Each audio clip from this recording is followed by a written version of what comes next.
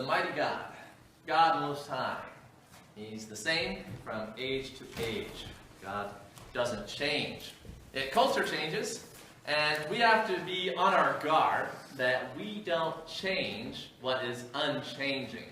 That we're not being pulled along on the currents of our culture, drifting along with every form of teaching, but that instead we are standing firm on the faith that is once for all delivered to the saints.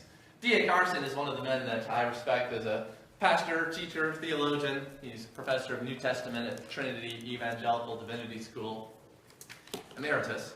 And he wrote, "In my most somber moods, I sometimes wonder if the ugly face of what I refer to as philosophical pluralism is the most dangerous threat to the gospel since the rise of the Gnostic heresy in the 2nd century."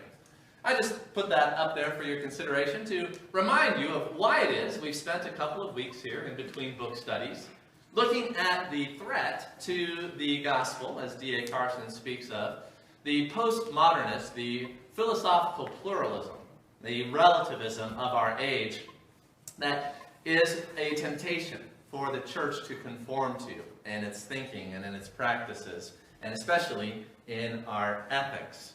And so we began by looking at how the church failed 100 years ago to stand faithfully against the threat of liberalism. Now, theological liberalism, I'll remind you, was how the church conformed its teaching and practice to modernist thinking.